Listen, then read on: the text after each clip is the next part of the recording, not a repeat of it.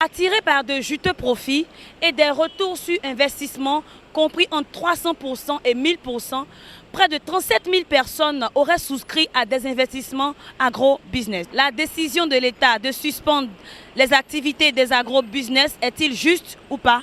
La réponse dans ce micro-trottoir. Je pense que cette décision n'est pas bonne, puisque ceux mêmes qui ont fait la souscription ne sont jamais plaints pour dire qu'il y a problème. C'est lorsque quelqu'un se plaint qu'il y a problème que normalement l'État doit mettre la main sur leur compte, mais ils ne se sont jamais plaints.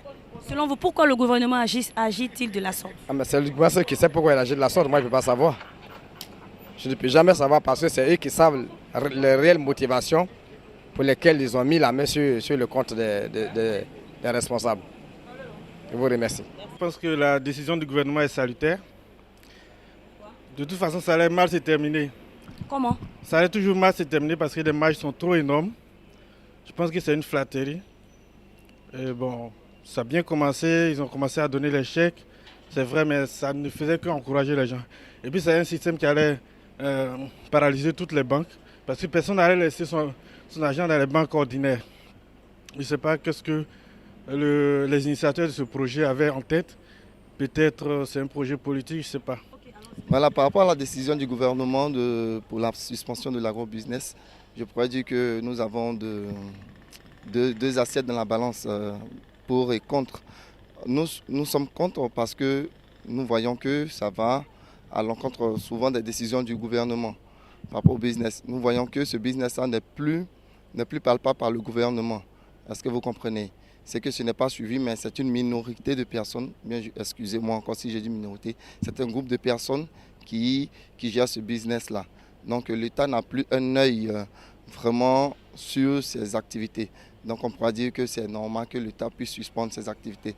Mais je pourrais dire que l'État aussi ne doit pas suspendre d'un coup ces activités, puisque cela est source de rendement et de rendement financier pour certaines personnes. L'agro-business, c'est quoi? C'est des affaires d'agriculture, quand on parle d'agro.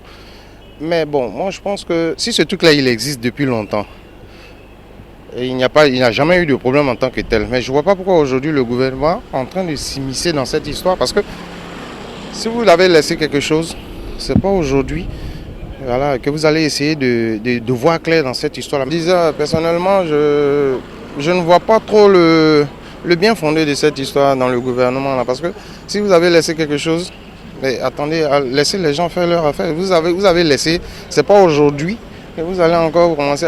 Qu'est-ce que vous voulez rembourser au juste? Qu'est-ce que vous voulez rembourser au juste? Expliquez aux gens. Vous avez laissé, c'est pas maintenant. Donc j'estime que c'est vraiment c'est une fausse affaire quoi. Oui, bon, moi je pense que si tu vois que le gouvernement a voulu mettre fin à ça, c'est qu'il veut savoir davantage ce qui se passe dans le business. Parce que dans une activité de 300%, on trouve qu'il y a quelque chose qui n'est pas cohérent dedans. Donc, pour plus d'informations, pour que la population puisse savoir réellement ce qui se passe, il faut que le gouvernement stoppe d'abord leur activité et puis en chercher comment est leur procédure à faire. Particulièrement, je ne suis pas trop d'accord parce que nous, en tant que jeunes, nous devons véritablement s'investir dans l'agro-business aussi pour que le pays puisse avancer. Donc, je ne suis pas d'avis à ce que le gouvernement arrête ou bien suspende ce projet-là. La cigarette, non, c'est dangereux. On n'a qu'à arrêter de fumer. Si moi-même, à moi-même, le gouvernement n'a qu'à suspendre même. Voilà. Ouais, moi je pense que c'est bon. Pourquoi? Oui, parce qu'on a vu que c'était pas bien. C'était pas bien. Oui, allez-y. Voilà. Donc c'est bon. L'État a pris une bonne décision. Ça permet aux gens d'avoir leur argent et puis faire toute activité. Voilà.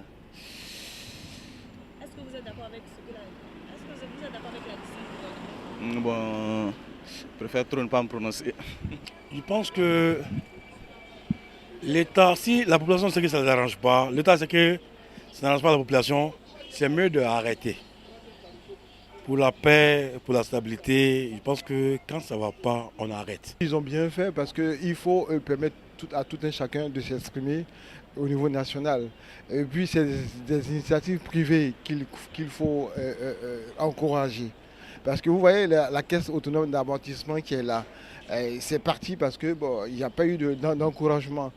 Or, si chacun se prend en compte, surtout au niveau de l'agriculture, nous étions comme le premier producteur de cacao. Et il s'est trouvé qu'il y a eu un laisser-aller un peu de gauche à droite. Et puis il y a eu le laxisme. Et puis on a chuté là, au niveau international. Bon, avec le programme de redressement de mon père, mon très cher Alassane Ouattara. Et ma mère, on ne marie pas, mais ma mère chérie Dominique. Donc je pense que les choses iront pour le mieux et pour tout un chacun. Que vous avez découvert Ivoire TV.